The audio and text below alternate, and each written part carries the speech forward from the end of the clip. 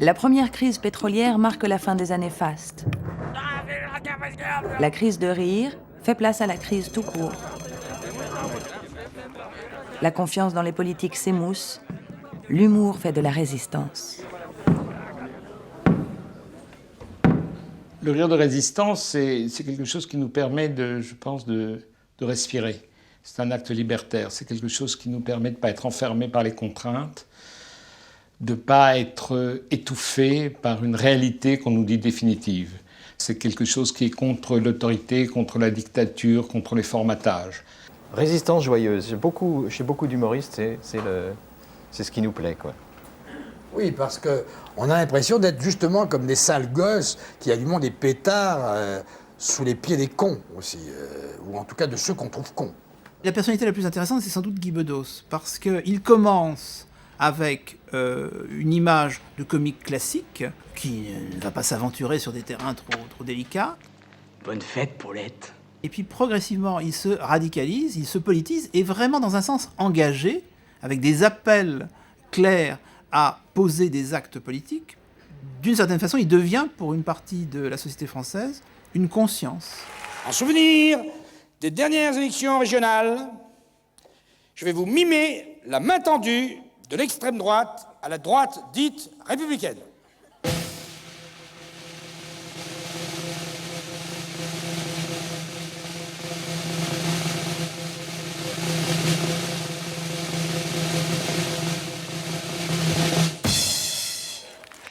Le premier gouvernement qu'on connaît, c'est la famille, c'est les parents. Et je me suis senti un opposant, très vite, très tôt, à ce gouvernement-là. Et pour moi, ça a commencé là, notamment à propos de l'Algérie, à propos du racisme. Le racisme est pour moi le pivot, sans jeu de mots, de mon engagement politique. Tout part de là. Et puis il y a les racismes aussi. Il n'y a pas que le racisme de peau, il y a les racismes de classe, bien sûr. Et la liberté, dans tout ça, ça consiste en quoi maintenant? La possibilité de choisir son opérateur téléphonique. Dire que des gens sont morts pour ça. La colère est un moteur énorme. Et puis tout ce qui crée de l'injustice et de la bêtise, quoi. Donc ça, c'est infini. Nous, on a un métier qui ne finira jamais. Ce que j'aime, c'est lorsque ce rire est un rire qui témoigne d'une liberté de ton. Et cette liberté, elle coûte. Faire rire, c'est prendre des risques. Ça a toujours été ainsi.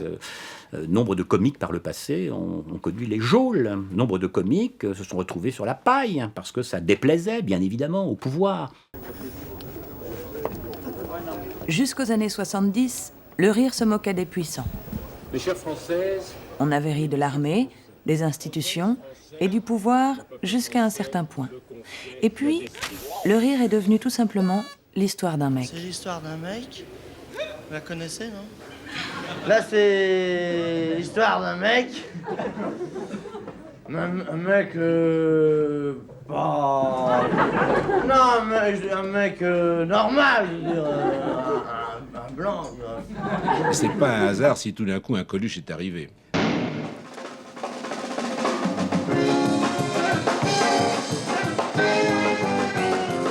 D'abord, Coluche, il s'approprie un personnage. C'est l'histoire d'un mec. C'est un personnage. Il a inventé un personnage comme dans la Commedia dell'arte.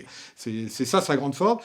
Coluche, il ouvre toutes les vannes du social, de même que le Père Noël est une ordure l'a permis. Vous avez un comique méchant qui rase tout.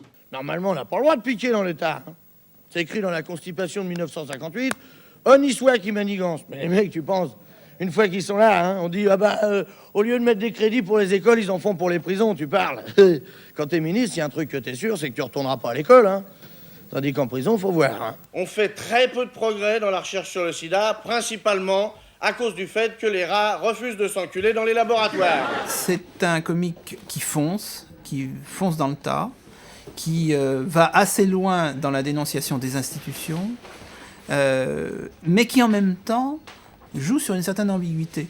C'est-à-dire que Coluche adopte un point de vue franchouillard pour le retourner comme un gant.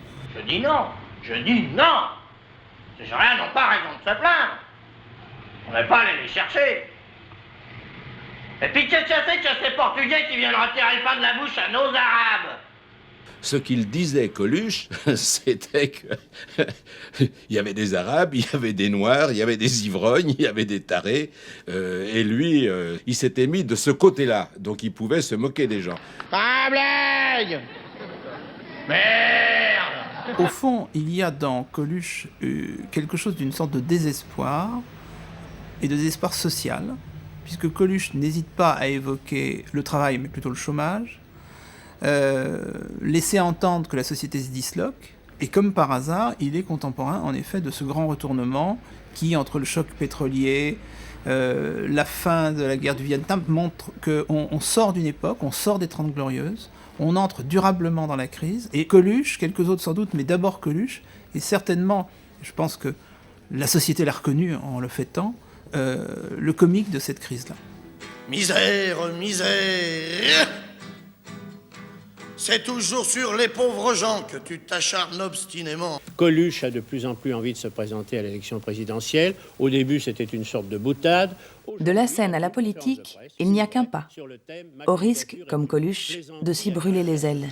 Alors, comme on a voté pendant 30 ans pour des gens compétents et intelligents, je propose aujourd'hui qu'on vote pour un imbécile qui n'y connaît rien, c'est-à-dire moi. Quand il se lance dans la politique, là, c'est un vrai choc.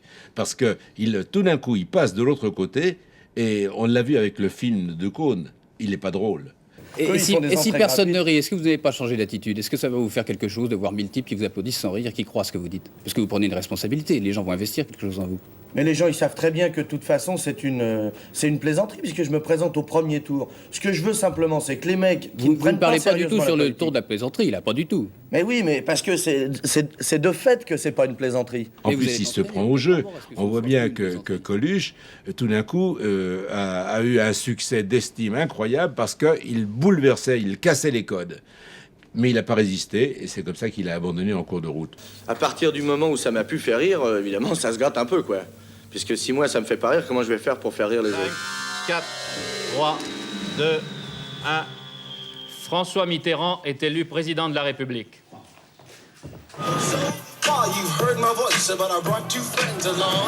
Place de la Bastille, la fête populaire.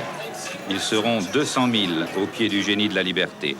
Et cette fois, ce n'est plus pour revendiquer, mais pour se réjouir. Avec l'élection de François Mitterrand, les vannes sont maintenant grandes ouvertes. Plus de censure affichée, les humoristes s'en donnent à cœur joie et leur première cible est naturellement le pouvoir. 51,7% des voix, 51,7% des voix,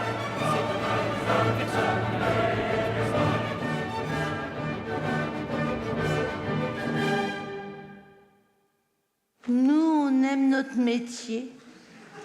Mon mari, il est pâtissier, moi, je suis à la caisse. Et maintenant, il faut dire ce qui est, on est... Pourquoi? Parce que, comme la gauche est passée, nos fonds de commerce, adios. À tous les coups, je vais être nationalisée.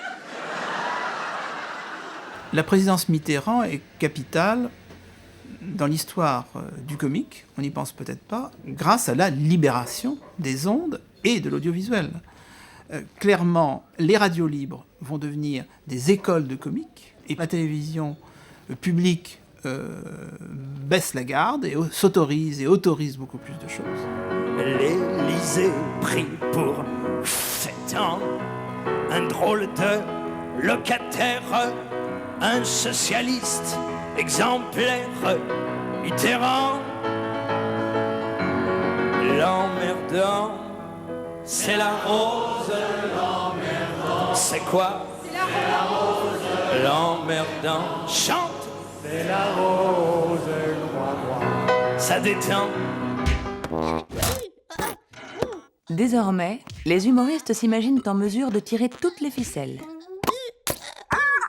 La politique spectacle ou le spectacle de la politique, on ne sait plus très bien. Même dans l'esprit des citoyens, la confusion parfois s'installe. le rire devient tout un programme électoral.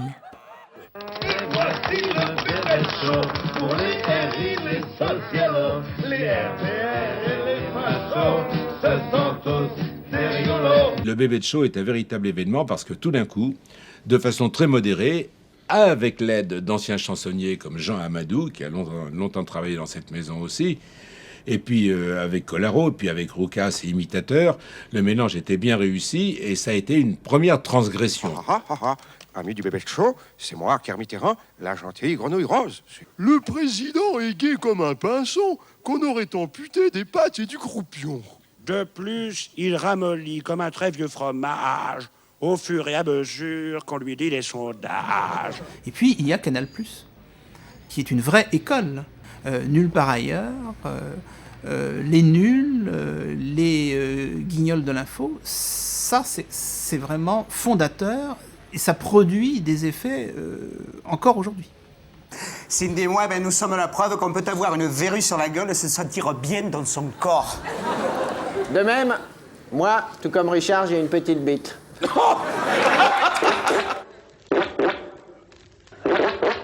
Restez en Algérie. Soyez le dernier rempart de la démocratie. Faites comme moi, soyez courageux. N'ayez pas peur, montrez-vous. Et alors, quand arrivent les Guignols, c'est beaucoup plus joyeux, beaucoup plus moderne, dans un certain sens presque révolutionnaire, mais c'est surtout sur le plan du comique et du visuel que c'est formidable. Dans le viseur, il y a la terre. C'est très très précis. On vise bien l'Irak. Voilà, ça y est. Et on tire. Merde, putain, j'ai tout pété. Oh, je vais me faire engueuler. Mais non, rassurez-vous, commandant, il n'y aura plus personne pour vous engueuler. En 1988, le duel Balladur-Chirac fait le bonheur des Guignols. De style, mais surtout de tempérament. La France s'est remise en mouvement et dans la bonne direction. La machine France ne fonctionne plus bien. Elle ne fonctionne plus pour tous les Français. Les Français regarderont désormais la politique autrement et les politiques devront composer avec l'humour autant qu'avec les électeurs. Ils ont pris Chirac avec des couteaux dans le dos, c'est-à-dire au plus bas, tout seul en train d'écrire un livre minable sous un pommier dans la banlieue parisienne. Et tout d'un coup, l'un des deux, Delépine ou Alain, a eu cette idée démente de manger des pommes, de faire dire à Chirac « manger des pommes ». Ça va pas loin, dit comme ça, mais n'empêche qu'on a reproché ensuite à Canal+, à travers ses auteurs des Guignols, d'avoir fait élire Chirac.